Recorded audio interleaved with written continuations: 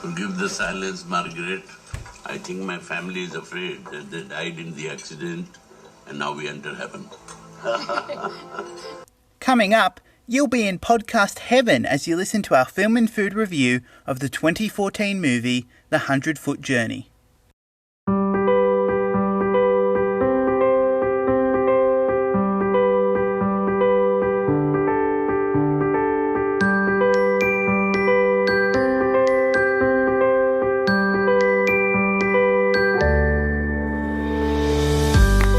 Welcome everyone to the Film and Food Podcast. I'm your host Chris Roberts and thank you again for joining us for episode 4. We've been absolutely loving making this podcast. We've been loving hearing that some of you are out there listening and enjoying and sharing it with friends and writing reviews. And we're just blown away by the response that we've had so far. We are just a humble little podcast right at the beginning of our journey, and so thank you for joining us and listening. We really, really appreciate it, and we hope you enjoy, that you get something out of it, and you're inspired to watch more movies and get cooking.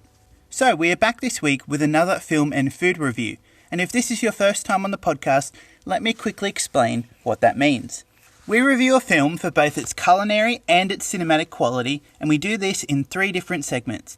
First, we look at the menu, giving an intro and some initial thoughts about the movie. Then, it's time to dine.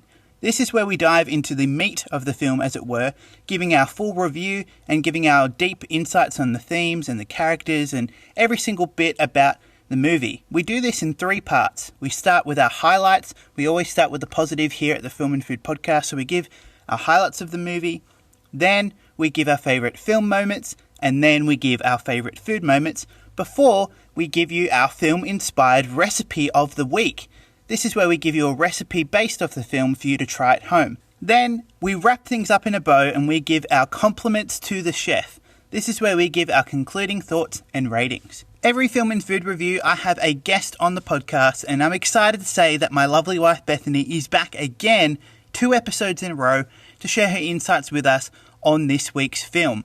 So I'm going to pass it over to our conversation as we talk about getting a little bit better audio quality and what happened on last week's episode, as well as just our thoughts on what this movie is that we're reviewing this week, which is the 2014 film, The 100-Foot Journey. Beth, you're back. I'm back. 2 episodes in a row. Yep, I'm ready. Now, hopefully, you're hearing us both a little bit more loudly and clearly. We're both trying to enunciate more. Hopefully you don't hear our dishwasher in the background. Or our weird neighbour upstairs who just is either playing Call of Duty or doing a vigorous exercise routine. We hope it's Call of Duty. Yes, we do. We are here to watch another movie. We are. This is our very first listener request for the podcast. It is. It's exciting. So thank you, Susanna, for suggesting this movie, The 100-Foot Journey. That is what we are reviewing today. Beth, have you seen this? I have seen it. I've seen it once.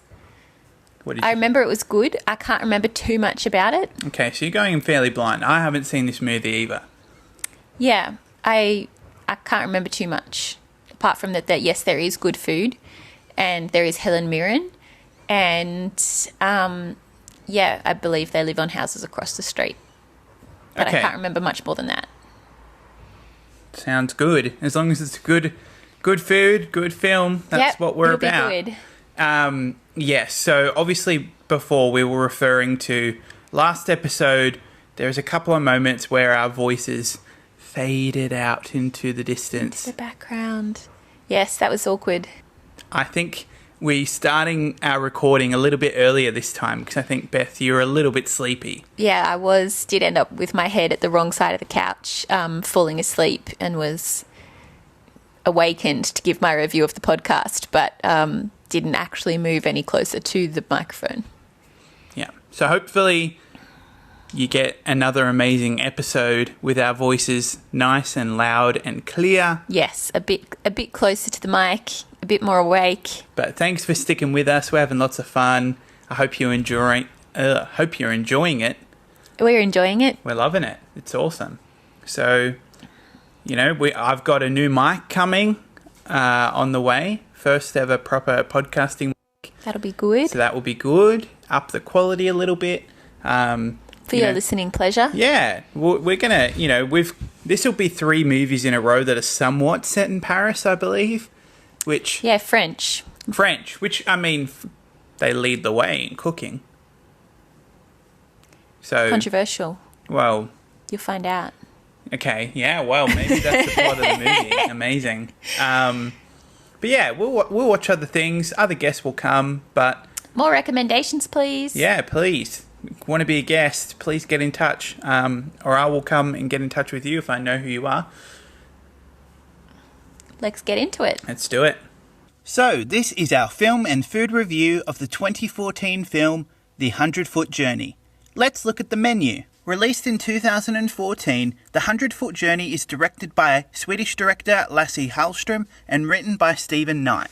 You might know director Lasse Hallström from his previous films. Some of his more well-known films include What's Eating Gilbert Grape, Chocolat, The Cider House Rules, and more recently, Salmon Fishing in the Yemen and Dear John.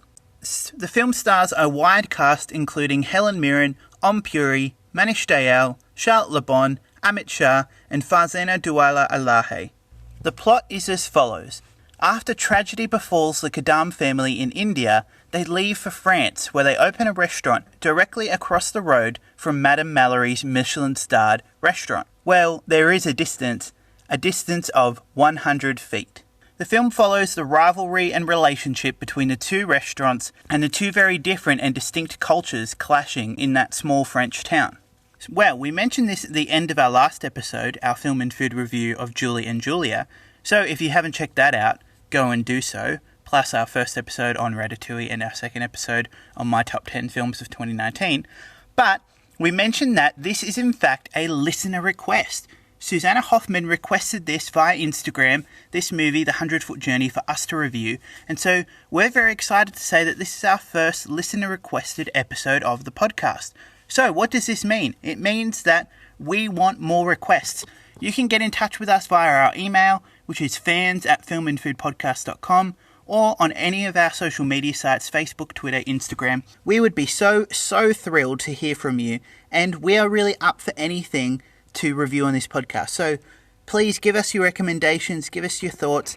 We want more interaction, and we love it. So, that is why we're reviewing this movie, because we've heard great things, and we've had it recommended to us. Well, before we go and move on to our next segment, I have to tell you that we are about to dive into our review, and it's going to be chock full of spoilers as per usual. So we're going to spoil everything about this movie. We're going to talk about it in depth. So if you haven't watched this movie, go and do so. We watch this on YouTube Movies on our smart TV, so there is plenty of ways you can watch it. Go watch this movie, but otherwise, if you don't mind being spoiled, spoilers ahead. We're going to dive into this review. So now that we've set the scene and we've looked at the menu, it's time to dine. Well, you didn't have to take a 100-foot journey to get to our review. You just had to keep on listening. So well done and welcome to the review. And sorry for that poor joke, but that's the best I can do at this stage of the game. We are headed in to talk about this film in depth. So as per usual, we always start with our highlights. Well, we don't hesitate to talk about all aspects of a film, including some of its weaknesses, but we're about the positive here on the Film and Food Podcast, so we are going to start with our highlights, and I'm going to pass it over to our conversation between Beth and myself on some of our highlights from this movie. Well, tell me your highlights. Well, the food, obviously. Mm-hmm. It's the Indian food I want to eat, not the molecular gastronomy. French food, yep, it's good, but it's the beginning when they first open their restaurant, and just all those amazing, the amount of variety. I think it's just so impressive. It's not something I can recreate at home, like having, 8 little silver bowls each with some incredible involved dish inside. That's just awesome, and I can imagine how great it would be to eat. Yep. I tried to look up his favourite dish that his mother would make. He described it as a fermented dal with flour, fried. When I type this in, I'm getting like that it's some kind of dosa even, which is what I was trying to make the other day with an appam, but flat. So it's a lentil and perhaps even rice flour mix. It's different to what I envisioned. I thought he was talking more about a fritter. But perhaps that could go on the list. Things to make.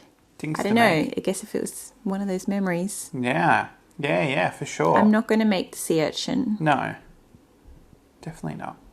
But, I mean, yeah, it would be very hard to get one. And beautiful scenery. Beautiful scenery, yes. Costumes, great. Costumes, great. I really liked the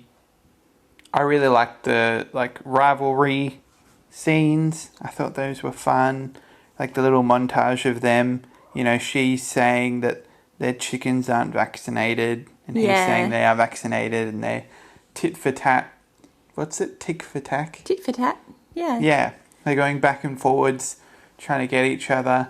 And that does remind me, because I was going to have a complaint and say that the young couple, their story is not as strong, actually, as... But the beginning with the bike riding, coming back each day in the picnic, and actually they do have some backstory. It's not just a one-off. I guess there's that estrangement and then they reconcile.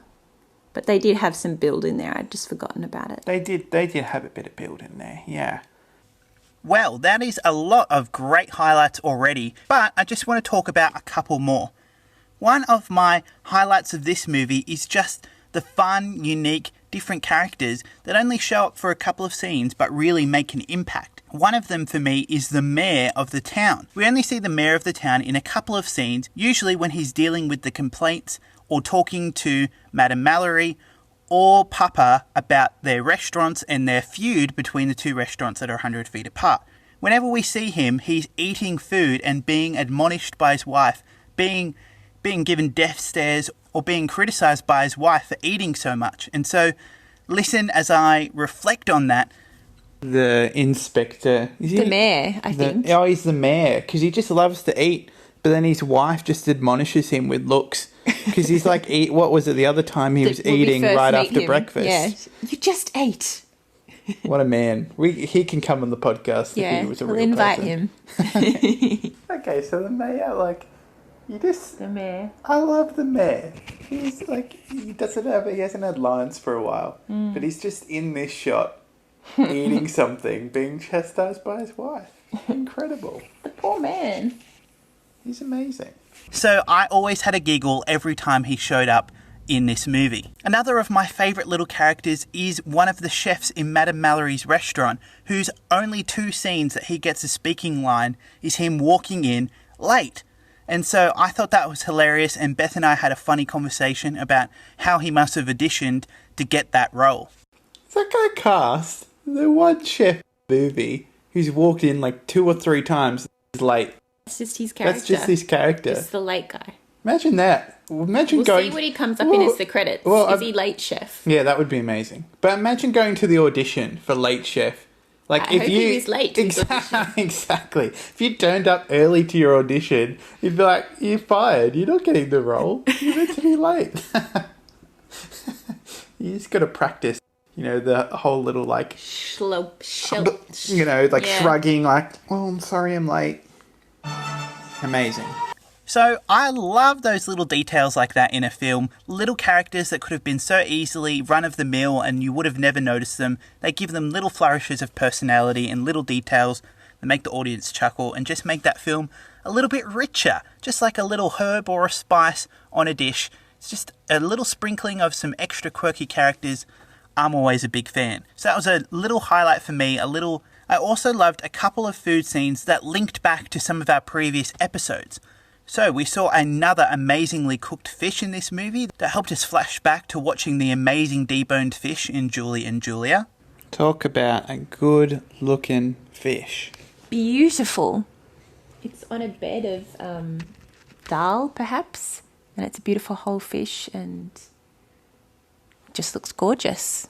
You just get amazing fish from the Film and Food podcast, it seems. We had the amazing deboned fish at the beginning of Julie and Julia. Now this one. Beautiful. Just cook more fish. And in this movie, Hassan also cooks his version of the beef bourguignon. And so, of course, that takes us back to our previous episode as well, because that was our film-inspired recipe we gave you at home. What? It's his version. Beef bourguignon is in this movie too. Yeah, it's iconic. I know. It's blown my mind. What? I thought I knew that dish. Yeah, it's the fancy presented version. So I always love when a movie has dishes that we've cooked and that we've talked about on the podcast. Makes me happy, and so it flashes back to that episode. If you haven't listened to that episode, go listen to our Julie and Julia movie review, episode 3. It's a great movie. It's a great podcast episode. Go do it. Okay, we've talked about our highlights. Now we're going to talk about our favourite film moments.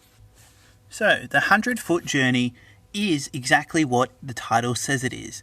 It is a battle between two different restaurants. We have the Kadam family, who have encountered lots of struggles and hardship and have reached France, where they open up their new Indian restaurant, bought across the road from Madame Mallory's 1 Michelin star French eatery that is so well known in the area that even the minister dines at this restaurant. And so the movie follows these two restaurants. We have Marguerite, who is a young French chef who we find out later works in Madame Mallory's restaurant, who first helps out this family when the brakes on their van fail and they end up stuck in that French town. She's the one that provides them with the place to stay, and soon enough she finds out that she is rivals with Hassan, who is the lead chef at his family's restaurant. We have, of course, Madame Mallory, played by Helen Mirren, who is the owner of this eatery and who we find out has lost her husband, but has also run a restaurant out of town, which was the one that the Kadam family eventually buys across the road. She is definitely 100% opposed to this Indian restaurant coming into play. There's obviously a big cultural difference between Indian food and Indian culture and French French food, and so there is some arrogance, there's some pride, and there's some snobbery that comes up in between these two families. And also on the Kadam family, we have Papa, played by Om Puri, who is equally as stubborn as Helen Mirren's Madame Mallory, and who is the wily businessman, wily trader, wily negotiator who is willing to do anything in any way to get his restaurant off the ground. And while I'm talking about it, I just want to share a really funny scene that Beth and I laughed out loud, how Papa takes in a passerby's dog and asks if he wants something to drink, thereby leading this couple into his restaurant, and soon enough, more people are coming in. That's marketing for you. That is marketing. He just picked up their dog and just said, "I'll feed your dog," and walks into his restaurant. Well, no, he talks to the dog and says, "I'll feed you something." Yeah. He's so cute. That's one way to do it. It's amazing. Here we go. This is the start of something good. And so that is what this movie and this script is. Lasse Hallström, I haven't seen his other movies and I'm only going off what his critical consensus is, but based off his track record, he's had a fairly up and down run, and his movies tend to be these heartfelt and potentially overly sentimental pieces. But this movie is fun, it has great characters, it has a great ensemble performance. Helen Mirren leads the way, and her French accent is somewhat dubious, but if you leave that all behind, if you're going in to have a really great time, you're not going to be disappointed. Is this script by Stephen Knight one of the best scripts written in the year 2014? Probably not, but it's full of one-liners, it's full of great food scenes, the characters grow, and it really does tackle with this theme of snobbery around food. Again, very similar to our last two movies we've watched about, Ratatouille and Julie and Julia. Snobbery and gatekeeping of different cuisines and different ways of eating and different styles of culture is always the theme. And it seems like a big trend in food and film movies that a compelling story is always to be made when characters have to abandon their pride, abandon their gatekeeping, and really just encounter different perspectives, different voices, and diverse opinions and ranges on all sorts of different things, but particularly food, and they grow as people when they learn to accept the diversity and the differences out there in food, in life, in culture, in everything. And that is a really good theme for life. If we just listen to voices that we agree with, if we just eat food that doesn't take us out of our comfort zone, if we just do things that keep us safe and in our comfort zone, if we don't listen to diverse voices or engage in culture in a way that is open and empathetic and where we're willing to learn, I think that's when we become prideful and arrogant and we shut ourselves off from the wonder of the diverse world that is out there for us to enjoy, especially in food and film movies. And that really is the journey of Helen Mirren's Madame Mallory. We see that, yes, she's struggling with loss and grief, losing her husband, and I can't imagine how hard it would be to lose Beth. So you have to give her grace for that. But the way she treats the Kadam family is downright rude and mean-spirited. She believes that her restaurant is the best, that she knows what good food is, and that the French have mastered food above any other culture or any other race, and almost believes that they are the only ones, the French are the only ones to cook.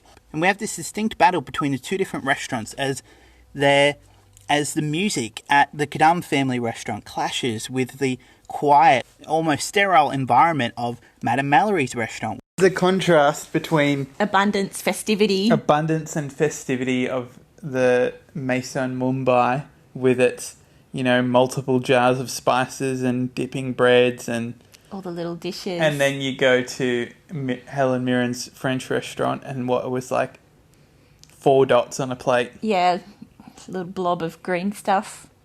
That's it. I know what I'd Quiet be going classical to. music and waiters in suits. Fallen asleep already. We have the Taj Mahal decorations that she fights to get taken down. The Kadam family has their restaurant graffitied and they have it almost burnt down, in that humans can do some awful things in the name of gatekeeping or in the name of defending their own pride and their own thoughts if they're not open and they're not willing to accept other people's thoughts and opinions.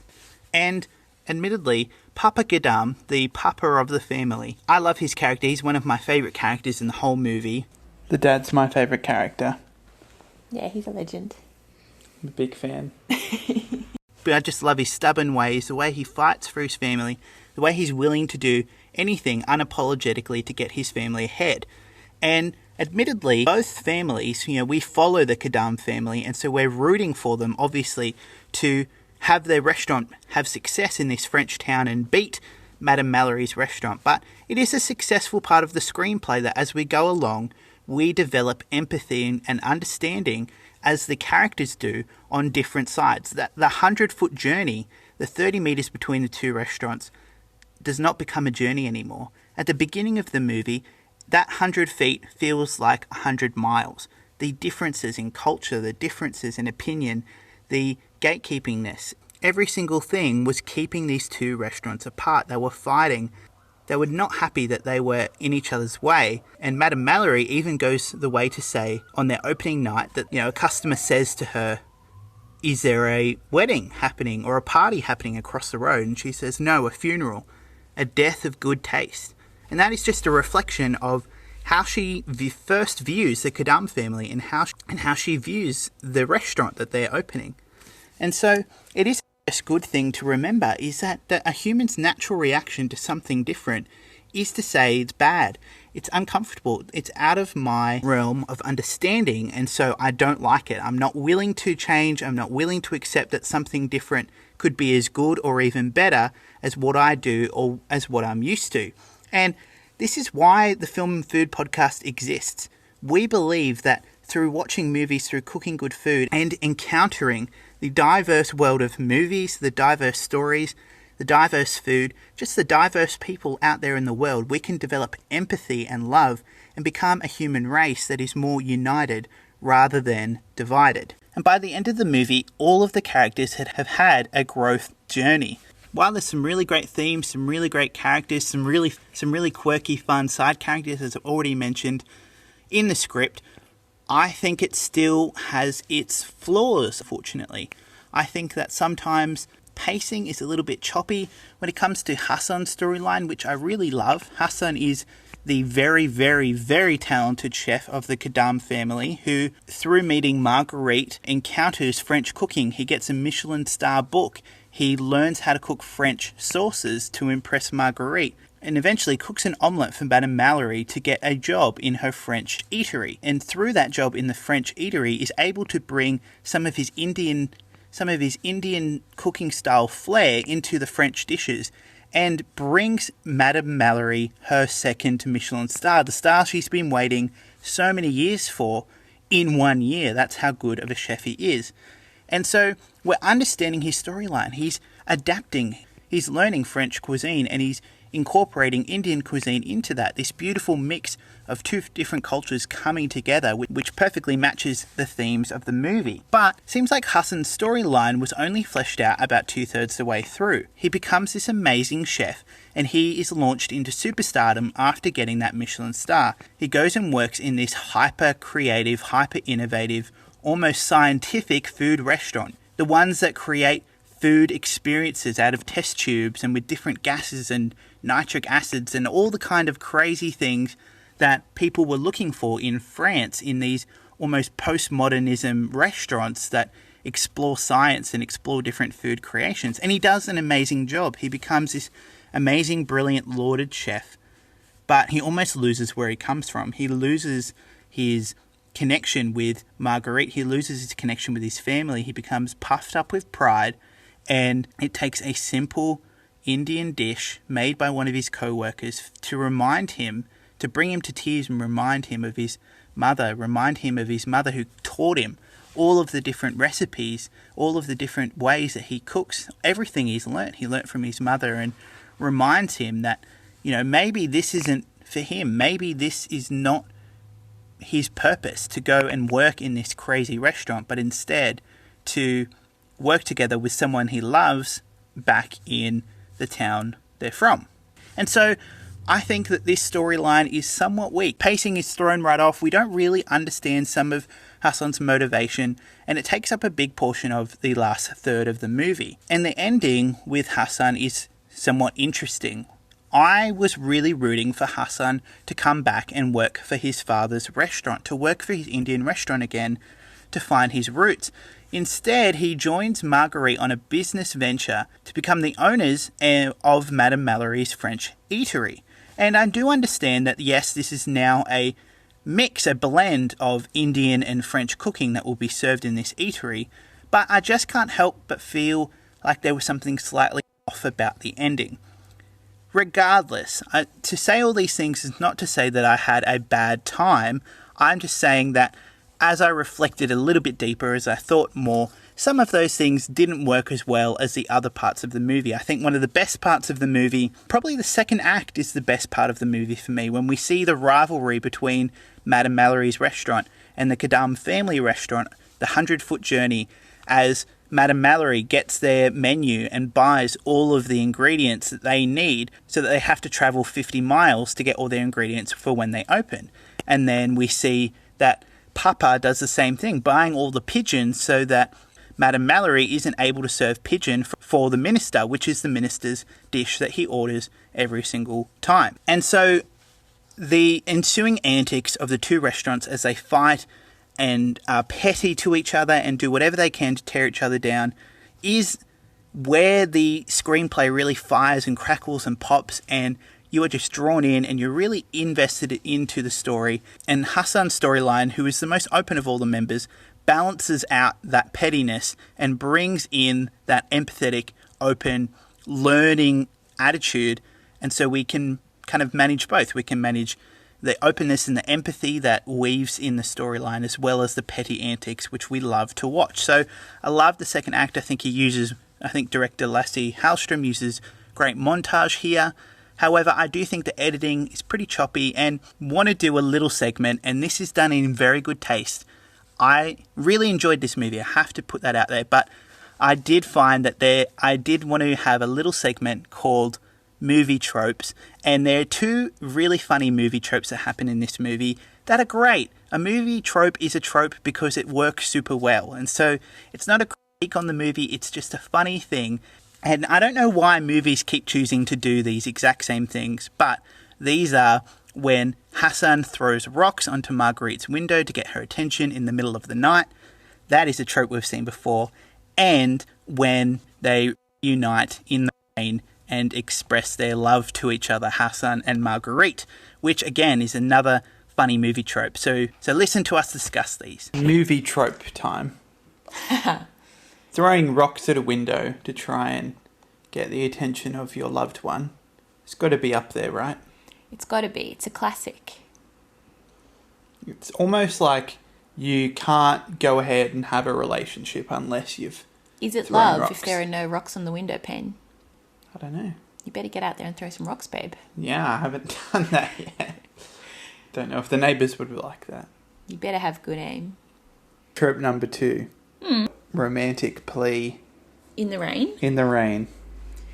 I mean, most common example. Look, they're tropes for a reason. Yeah, I'm not saying it's bad. I'm just saying, I've just thought of our next movie. well, I mean, this first happened in the, well, not first happened, but very notable example is, of course, The Notebook. Oh, that's not the next movie, though. No, it's not the next movie, but it's an example You're of... right. But the Keira Knightley version of Pride and Prejudice, and the dish I will cook you from is roast potatoes, because Mr. Collins says, "And to which of you do I owe the compliments for the most excellent roast potatoes?"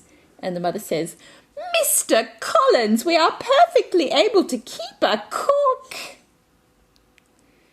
Well, I'm excited. You've been wanting to show me Pride and Prejudice. I have. It's just an excuse. It's not really a food movie, but roast potatoes are We'll the put it best in food, there. so I think that small scene counts. All right, we'll add it to the lineup.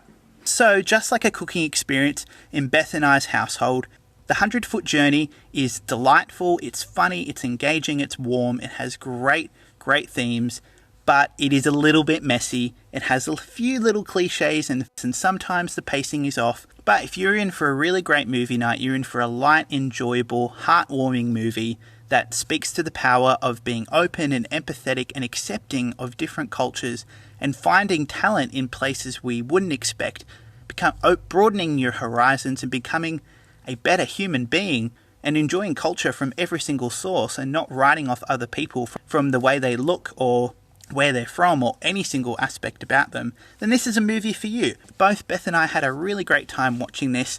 It is beautifully shot by Oscar winner Linus Sandgren, and the French town that the movie is set in is lavishly shot, as well as all of the food.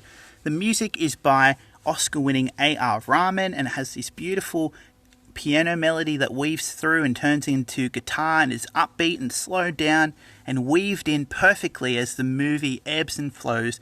And so, from a technical aspect, it does a great job. I think some of the weaker points are script. I think it's interesting to note that the French cast speak English when they're only speaking to each other to help the English audience understand.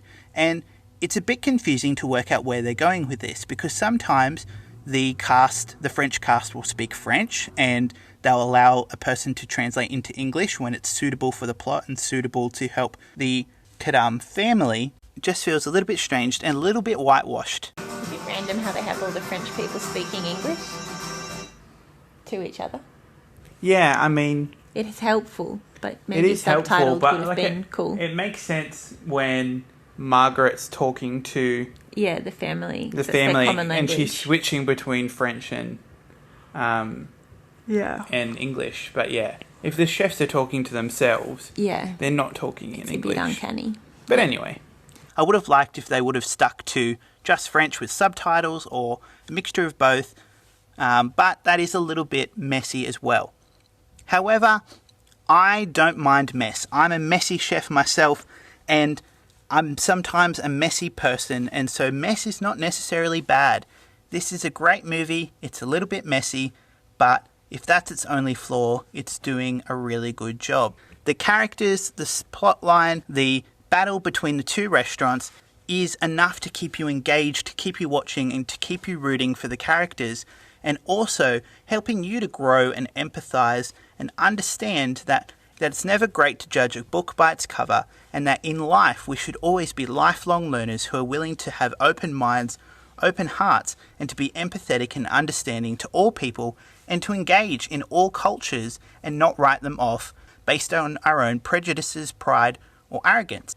And at one point in the movie, I made a bet with Beth that I knew what this movie would look like, how it would end, what would happen, and this is what I said. What's the bet? Cook and this lady fall in love. I've seen the movie. You can't. What did you say? Percentage. Give me a percentage chance. Like 60, 70%. Okay.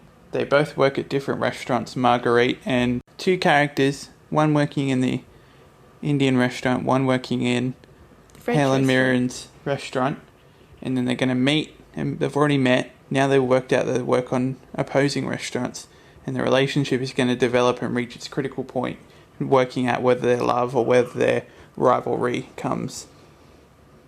How's it going to end? Happy ending. They're going to get together. Where are they going to work? At the Indian restaurant. Okay, here we go. And I got a few things right, but I was blindsided. I did get some things wrong, and some things happened that I didn't expect. Blindsided. Helen and the dad? I mean, they both lost their partners. Match made in heaven. They're both stubborn as anything. They both love food. And the sun. And the sun. Not like the sun in the sky, but Hassan. Yeah. Hassan. Recognise his genius. You predicted one romance, Yeah. but you missed the second. Yeah, I'm glad. I was pleasantly surprised I didn't predict it all. I'm not usually a person who predicts movies, but I like to be proven wrong. They had a little bit of something. Had a little bit of something. A little bit of something extra. Yeah. Extra sweet. Extra sweet. And so this goes to show you that the script, whilst predictable in some areas, is still fresh and vibrant enough to keep you moving along in the story. It's warm, it's engaging, it's funny. It is just a warm hug of a movie that keeps you invested and lets you have a great time. Not all movies have to be high caliber Oscar bait with scripts that deal with ultra deep critical issues of today's society. This is just a fun, lighthearted, beautiful movie with a great message and great food that, again, I recommend anyone can watch. And that is always a win. I asked Beth about her favourite film moments. Some good family elements. You know, the family pulls together. They have their role. They kind of are all celebrating at the end. And I feel like our lovely Helen Mirren lady is just going to be enfolded into that family and just benefit from that warmth. I do think Helen Mirren is a highlight, don't you? I think she plays. Yeah, she's not she's not one-dimensional, but like she has the right level of. She brings in a good emotionality to her performance. What, you're not convinced? Yeah, she's fine. I don't think she's like. Wow. It's good. Yeah, but I don't think she stands above the other actors. Like I think we get some solid performances. Yeah, I think it's a good ensemble piece. I think they all play their role well. They do. Yep. I don't think Helen. Which is a credit to everyone else. Yeah, it's no discredit to Helen. It's just that it's a good cast. Another strength of the movie for me was the cast performances. Of course, we start with Helen Mirren. She plays Madame Mallory, the French overlord of the French eatery across the road from the Kadam family restaurant that they open in France. And she does a very good job here, accent aside. Look, her accent is questionable, but really you kind of get used to it after the first scene or two, and if you don't pay much attention to it, you largely forget that it's slightly off-putting. And so she does a really good job here. She is able to convince you of her arrogance, but also underneath her arrogance, her deep-seated pain and grief that was causing her to act out in such vicious ways to the Kadam family.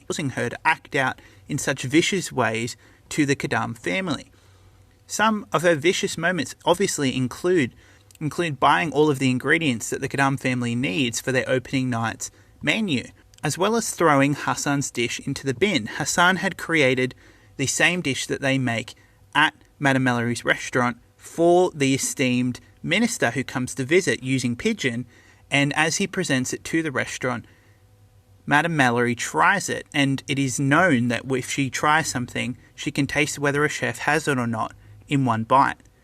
She tastes it, it looks like that she knows that Hassan has it, but instead of saying that, she throws the dish completely into the bin. She also complains about every single thing at the Gadam family restaurant and brings it up to the mayor as often as possible. We see these cruel moments, but we also understand she has underlying pain, underlying grief, but she also plays that surprised emotion when she finds out that Hassan is a wonderful cook, and we see her, gradually change into a more heartfelt, compassionate, empathetic person as she starts to see the power of love and kindness that this Kadam family is bringing and how she has got it wrong all these years. And so Helen Mirren does a great job here. We actively root against her, and then we understand her and move along with her and even enjoy the relationship she has with Papa as the movie goes along. Speaking of Papa, he's played excellently by Om Puri, probably my MVP of the movie. Papa is this wonderful character that is loyal to his family. He's stubborn, but he also is a perfect match for Madame Mallory. His heart softens towards her and towards the French restaurant, and it's wonderful to see him let Hassan go with his love and blessing and approval to go and work in Madame Mallory's restaurant. He's a really, really great character. He has the best one-liners of the movie, and Om Puri did a really good job playing him. Manish Dayal plays Hassan with an innocence and an earnestness, and just is able to bring his spirit, his attitude of lifelong learning and of cooking and of love and the passion he has for food. He really conveys that really well, and we really root for Hassan throughout the movie, and that is because of Manish Dayal's great performance. We have other characters like Charlotte Le Bon, who plays Marguerite, and Marguerite is a great character in this movie. However, I do feel like Marguerite has a little less nuance in the shifts between her emotions. Instead of being art, they're more like jagged turns between different emotions in the movie. But she's a really great character. Her relationship with Hassan is really well developed, and so we really root for both of them in this movie. Okay, so we've talked about our highlights, we've talked about our favourite film moments. Now it's time to talk about our favourite food moments. Once again, this movie is full of incredible looking food. We see this in the opening scene of the movie. The opening scene is the characters, struggling through a very crowded Indian street trying to get what? I'm not sure what it is. Is it a sea urchin? I thought it was a sea urchin. It could be. Yeah, I don't know if I would go to that length for a sea urchin, but we'll see if that's what it really is. Oh, wow, is that a pun? Sea urchin. And yes, Beth and I didn't really want to eat the sea urchin, but it does play a powerful role in bookending the movie as he cooks with Marguerite this sea urchin again as a way to remember his mother, remember his heritage, and it signifies that Hassan has stopped being something he's not, which was this crazy cook in this crazy scientific experimental restaurant, but instead has now returned to his roots and is learning to cook in a new way based off the experiences from cooking in his family restaurant and in the French restaurant. And we also have a very humorous moment with the sea urchin when about 3/4 of the way through the movie, sea urchin is cooked in his experimental restaurant where he is the top chef, and we see it and he goes, "No, you have ruined it." We laugh as an audience because we understand that that's the real Hassan, the Hassan who remembers how good the taste of fresh sea urchin is and is a memory that brings him back to his mother and his childhood and his love and passion for cooking. And so that is just a fun little moment that's thrown into the movie. Another one of our favourite food scenes was the French platter that Marguerite gives to the Kadam family right after the accident when they're staying over at Marguerite's house. We learn that the platter is all homegrown, and it definitely had Beth and I gazing in awe and wanting to have every single piece of that French platter. All right. That is That's a food scene. So, you have got unexpected guests staying in your house and you whip up, what is that? I can see a little dish with sardines, some big fresh tomatoes, Some plate big with a balls selection of what looks cheese. like focacciini or mozzarella. Or like goat's cheeses, Or like goat- a chef, kind of, a little round of it. Some nice crusty bread. Some garlic. Olives. Milk. that milk? Salt, a little dish of Oh, salt, a little maybe. dish of salt. Anyway, an amazing farm-style platter. I And wasn't ready for it. Yeah.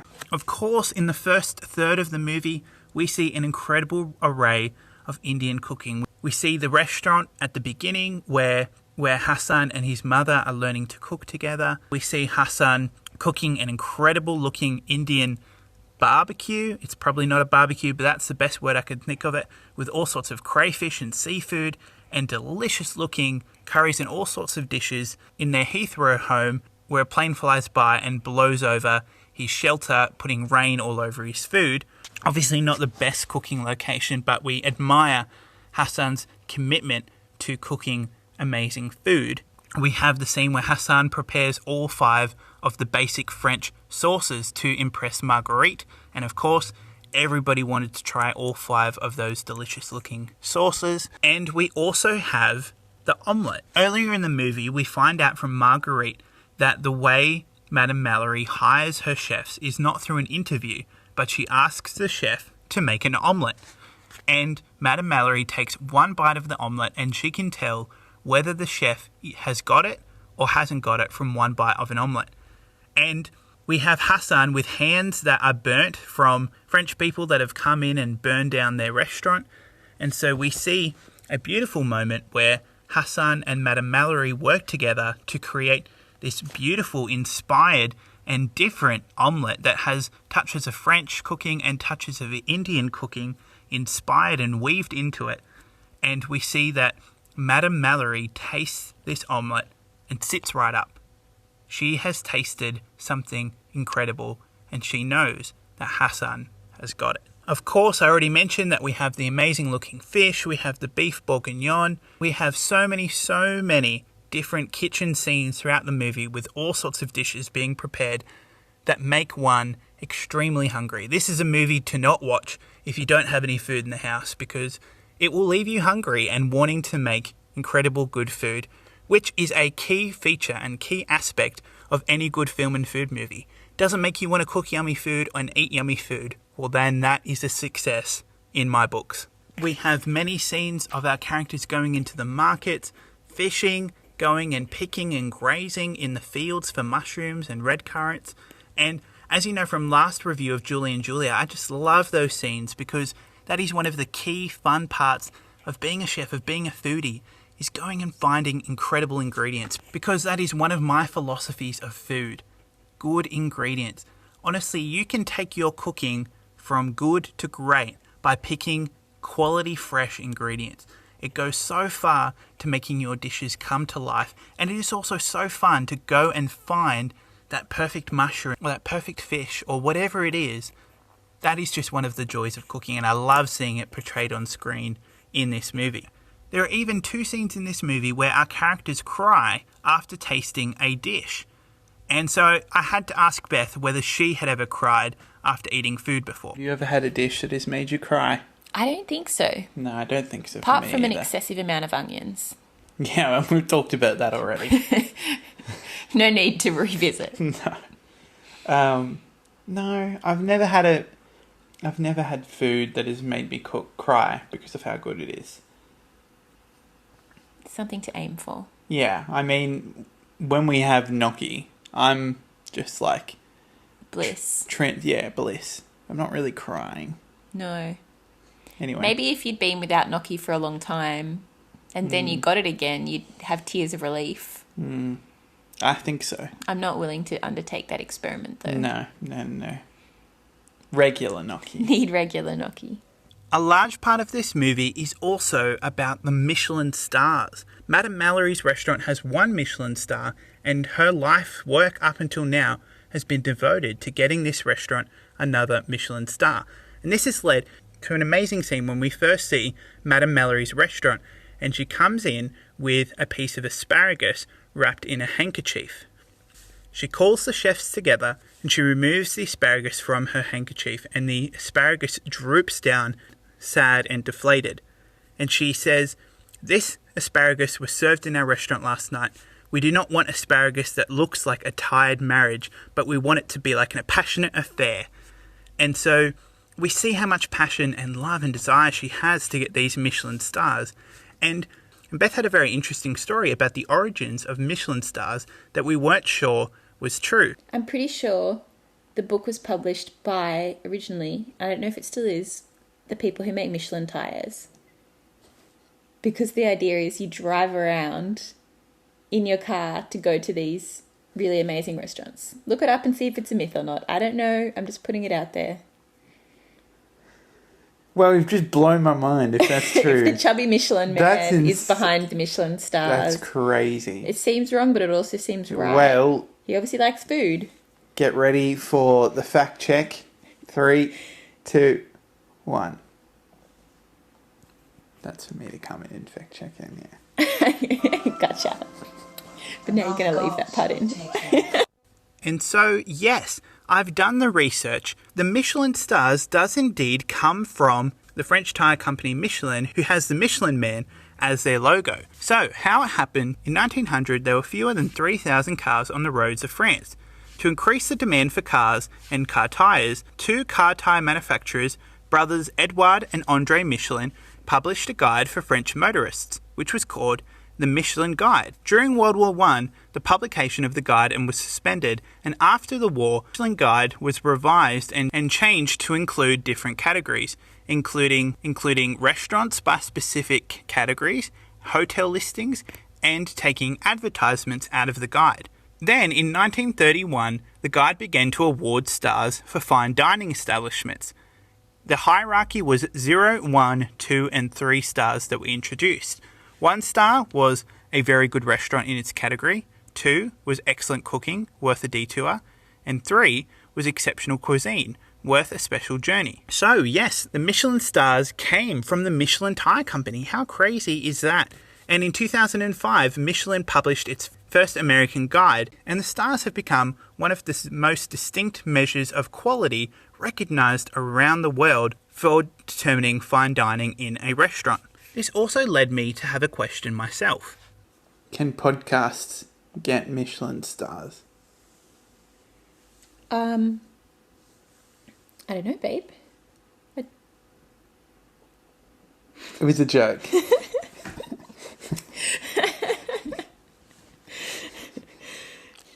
Introducing the newly appointed One Michelin Star podcast. We're hoping for a second, but we'll work up to that. We'll work up to that. One is good, One is good. I think we can say we're good. Yeah. Yeah. There you go. I challenge you, if you're listening, and if you haven't written us a review on iTunes yet, go into iTunes, give us a 5-star review. Give us a Michelin star Yeah, give us a review. Michelin star and say in the review, I give this a Michelin star. All right. Another humorous moment in the movie is when Hassan is using hay in his food dishes while he's the head chef at this experimental restaurant. And this led Beth and I to a funny and unique food story involving hay. We've had an experience with hay. Oh, yeah, okay. We went to a seafood restaurant that was a little bit too fancy. Yeah. With friends. Friends. And it was a set menu, and a pot set- came out, which yeah. seemed promising, Yeah, set exciting, what's going to seafood be in menu. it. Yeah. And it was mussels, and they The were what? in a bed of hay. I would say Literal lucerne. hay. It looks like what you get for the garden. And anyway, it was weird, and the whole didn't fill us it with made the whole confidence. place smell of weird hay, and I don't know, just was not that great a time. No. And speaking of humorous stories, Beth shared about her brother Murray and his hypothesis about the spoon being the best thing. His hypothesis about the spoon being the best utensil to use for eating. Okay, this is the thing Murray has about everyone using spoons. Thinks you should basically eat everything with a spoon. Spoons are okay. At a knife, fork, spoon is your most adaptable. Well, I guess so. Like fork is second, obviously knife is third. You might, but fork, like you can, yeah, maybe fork wins. Like you can't really poke something with a spoon, but you know, you spoon for soup, spoon for ice cream. If you're going for liquids, It's true. It makes sense. it does make sense. And beef bourguignon. So it's one Michelin star Helen Mirren approved. Yeah. There we go. I think, yeah, I don't know if you can eat everything with a spoon, but a lot of things you Should can. be used widely, is the hypothesis. Yeah, I agree. I agree with that. However, with the abundance of food in this movie, I do feel like I was left just wanting a little bit more. In the two previous movies, we've understood the heart and the passion and the method and gone deep diving into the way some of the key dishes in the movie are cooked. And we do get that with our omelette scene. But I think I was wishing for more insight into the Indian side of the cuisine. Is a dish that is cooked over 3 days. But that is never mentioned again. We never learn what that dish is. I would have loved to have learnt what that dish is and maybe some more insight into the food surrounding the Kadam family. Regardless, that is a small critique of an amazing movie that is chock to the brim with amazing, gorgeous looking food. So don't go into this movie hungry, and have lots of snacks and things ready to assuage your appetite as you watch this glorious movie full of glorious food. Okay, so we've talked about our highlights, we've talked about our favourite film moments, we've talked about our favourite food moments. Now it's time to go on to this week's film-inspired recipe. And this week is a little bit different because I did not do the home cooking of this week's recipe. My lovely wife Beth actually cooked this week's recipe. So I'm going to pass it over to our conversation as we talked about and tried this week's film-inspired recipe. Okay, honey. So I've cooked the dish this week. You're about to have your first bite. Before you bite in, how would you rate the appearance of this dish? Yeah, I mean, as I was saying while you were cooking it, I think this is what the movie, you know, we're watching the screen and you're like, oh, I want to taste that, I want to eat it, I want to smell it. It kind of was all realised when I was watching you cook it. Nice. So that was good. Now I'm about to taste it. And, I wanted to know smell. Smell. It's this beautiful orange colour and you can see all the different herbs and spices. I'm sure it's going to taste amazing. All right, I'll let you have your first bite. Oh yeah, nice basmati to accompany. Sorry, basmati. All Okay, right, here we go. I think you've... Okay, folks, I did halve the chili. But the chili is just right, I think. It's a nice little burn, but it's full of flavour, packs a really beautiful punch. I like the little texture of the peas and the texture of the cauliflower. It's nice and soft and just everything you want a curry to be. Amazing.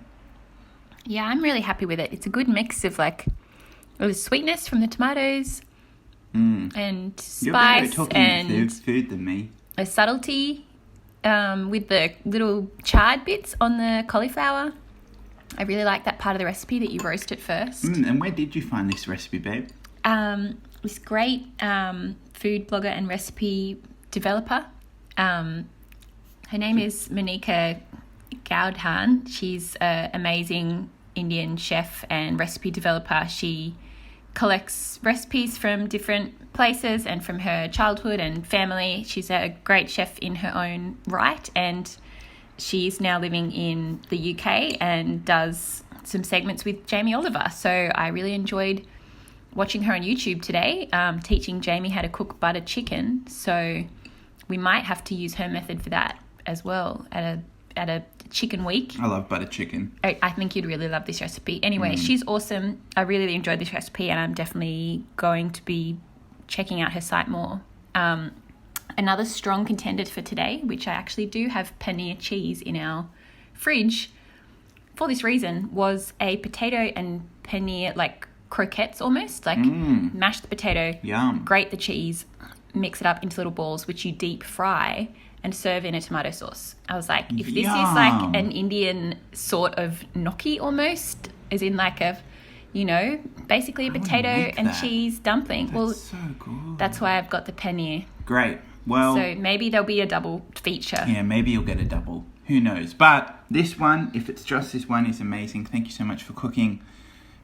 And it's incredible. You need to go try it yourself. I think this will be regular. Like, this is a doable recipe. Yeah, It's yummy. Unlike the recipes we've given you so far, which are heavy-duty French classics, this is a beautiful Indian meal that you're going to love. You can eat for dinner on a regular occasion, and it's full of life and flavour. It's a winner. Enjoy. And with Beth researching for this week's recipe, she thought she found a jackpot when she stumbled upon one of the marketing ploys for releasing this movie back in the day, which was providing recipes apparently from the film. So listen to this conversation as we work out that that wasn't really the case. Okay, so extra bonus tidbit. I found that as part of the promotion of this movie, whoever the promoters were had teamed up with several chefs, companies, including the Cordon Bleu, Le Creuset, some other chefs, to provide recipes that go with this film. And I was looking at them, and one of them was a pear tartine. That was not in the movie. Another one was a gratin or dauphinaise. That was not in the movie. Another one was a potato and bean curry, which was not in the movie. So I will not be using any of those recipes. I know, and I was thinking, here we go. It'll be more authentic. It's straight from the movie, like they're giving me the recipe. So I don't know what's up with that marketing strategy. They were on the right idea. Love the idea. Distribute some recipes with the movie, but make them recipes from the movie. Disappointing. There was certainly enough to choose from, rather than just some generic French and Indian food. They would have been great to go deeper. Yeah. So I'm going to have to get researching. Good luck. And I'm going to take liberties. Like they say, 200 years is long enough. I was intimidated thinking about the long history of both Indian and French food, but for the purpose of this movie, I feel like I have the blessing to just adapt it to our ingredients, our timelines, lifestyle preferences. This will be our version. So we haven't even revealed the name of this dish yet, and it's called Gobi Mata Kisabzi, which is cauliflower and green peas cooked with garlic, tomato and garam masala. This is an easy, incredible Indian dish that you can have on any weeknight. It does not require much preparation, but it's incredibly delicious, vibrant, it has a wonderful kick to it, and it's just one that you need to try and make at home and add to your regular rotation, something a bit different that you can add to your regular rotation of meals in your household. Don't just cook it, let us know how you went with the recipe. We'd love to see your pictures, we'd love to hear how you went with the recipe, so email us on fans@filmandfoodpodcast.com or get in touch on any of our social medias, Facebook, Twitter and Instagram. Join the conversation, let us know how you went with your cooking. We would be absolutely delighted to see your pictures and hear your stories from this recipe. Well, we've talked a lot about The 100-Foot Journey. It's a warm, funny, inspiring, heartfelt movie with lots of great characters, a great story, and heaps of great food. And so it's time to wrap it all up into a bow. It's time to give our compliments to the chef. The 100-Foot Journey takes its audience on a journey in between two different cultures, two different cuisines, and characters who have to overcome their initial stubbornness and hostility towards each other to become empathetic, understanding and compassionate friends and cooks that adapt, learn and grow together. It's a wonderful movie that I encourage anybody to go and see. So we've reached the time of the podcast where we give our rating. If you're not aware how our ratings work on the Film and Food podcast, this is what we do. We give 2 ratings for a movie in a film and food review. The first one is a food rating out of 10. This is for the amount of food in the movie, the quality of the food, and how the food links into the story. We give a rating out of 10. Then we also give a film rating. This is for the quality of the film, how it all fits together, the film techniques, every single aspect of the film. We give a rating out of 10. So with that said, let me pass it over to Beth and myself as we give our ratings for the 100-Foot Journey. Do you want to give it a rating as a food rating out of 10? Yeah. I will give it... Look, I'm always one to give everything full ratings, but I wanted a bit more food. Despite the amount of food, I just wanted it to go deeper. Like, understand more about the ingredients, the preparation. Like, I was seeing a lot of delicious food, but trying to pick a recipe from it, like, I just, I'm going to be winging it, basically, because I just didn't get that full process, which is fine as a movie. It was delicious, easy on the eyes. But yeah, I guess I want to get deeper into the cooking. So I'll give it an 8 out of 10. Okay. And then give me a film rating. And film rating, I'm going to give it a 7 out of 10.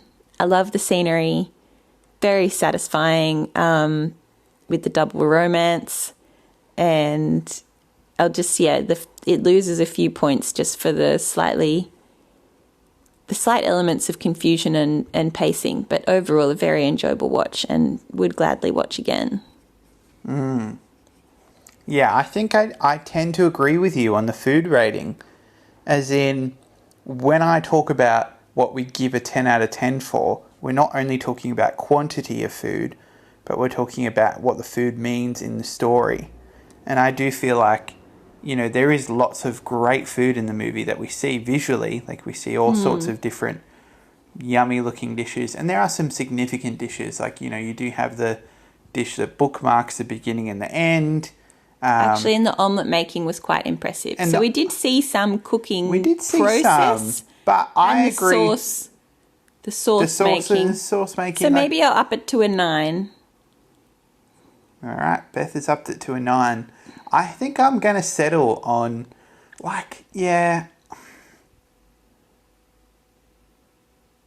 just feel like I wasn't, there were good stretches in the movie where I just wasn't getting that much food. So I don't know. I think I will settle on an 8. Okay, that's fair. I think I'll settle on an 8. It's a great food movie, 100%. But I'll settle on an 8. And then I think as a movie, I had a great time. This is not a bad score at all. But I do think it's probably going to be... I'm torn between a 6 or a 7 here. Maybe I just give it a 6.5. I think we can do 0.5 ratings. Go for a 7, because I was going to give it an 8. But then I decided to be bold. Meet me in the middle here. Be bold. Keep your 7, and I'll do a 6.5. I know. I've learned from this papa about negotiating. Well, it's a 9, a solid 9. For food? No, for film. You've moved it to a 9 now from a 7. Match me. What are you talking about? No, so I'm going to go with an 8 for food, a 6.5 for a movie. It loses a bit. I think, again, I just think sometimes the pacing and the character choices can be odd, and sometimes the editing and the script is just a little bit funny. When, and it's not that noticeable, but sometimes they don't really know how to end a scene. You just have scenes end there's some loose ends that are a bit unresolved. You have the scene when, they're talking about, he's got burnt hands and he's going to ask for a blessing, and then it ends by him holding her cheeks, and then she just grabs his hand, he goes, ah, and then kind of just peters out for 5-10 seconds of just kind of glancing, and then it's ended. So it's slightly choppy, but I think I really like what it says. I really like the story, but yeah, 6.5 for me. I'll go with 7. Wow, those are some really good scores. To reiterate, Beth gave The 100-Foot Journey a 9 out of 10 for its food and a 7 out of 10 for the film, whereas I gave the film an 8 out of 10 for the food and a 6.5 out of 10 for the film. This gives us a score of 30.5 altogether for The 100-Foot Journey. A very, very good film and food movie, one that we both highly recommend. Before we finish, I'm going to pass it over to Beth for the final word. Any witty final word? I don't think so. I'm so sorry. I got nothing for you. That'll do. I'm going to use that. What are your final words? My final words are, don't be a snob. That's what these movies teach you. They teach you to not be a food snob. There is no higher cuisine. There is no higher palate. All food is good food, and you have to learn to embrace all the different cuisines, appreciate them for, what they are and their flavours and their unique contribution to the culinary world. And, it's good to adapt, it's good to change, and it's good to stick to your roots. So all There's of that those great things line are at good. the beginning. It'll be a takeaway restaurant, fast food. No, my father's specialty takes 3 days to make. Yeah, okay, so with the food rating, I was waiting for that. I want to know what that dish is. I do want to know what that 3-day dish is. We might be able to research this. Yeah. So that's about it for this week's episode, a film and food review of the 2014 film, The 100-Foot Journey. We want to say one more thank you and shout out to Susanna for suggesting the movie The 100-Foot Journey for this week's episode. Both Beth and I had a blast, and we thank you so much for bringing this movie to our attention and bringing it on the podcast. Again, we want to shout out and get any listeners and fans suggesting movies to us via email, via Facebook, Instagram or Twitter, however you want to do it. We would love to hear your movie recommendations and would love to have you joining in the conversation. Also, if you are as passionate about film and food as Beth and I, then please, we would love to have more guests on this podcast. So please don't hesitate, get in touch, and we'll see what we can do to get you on the show. If you enjoyed this week's podcast, can I ask you a favour? Would you be willing to go into iTunes or the platform that you listen to your podcasts and give a 5-star rating and review? We're just starting out on our podcast journey, and your 5-star ratings and reviews are going to help us so much to get into the ears of everybody who would enjoy our podcast. Be sure to subscribe to our podcast wherever you listen. We're on Apple, Spotify, Stitcher, Castbox, iHeartRadio, TuneIn and SoundCloud. Make sure you email us. The address is fans@filmandfoodpodcast.com. That's fans@filmandfoodpodcast.com. And join us on social media, Facebook, Twitter and Instagram. Let us know how you went the recipe. What did you think of the 100-Foot Journey? Give us feedback, suggest a movie to review. The most important thing is to join the conversation. Until next time, goodbye and thanks for listening.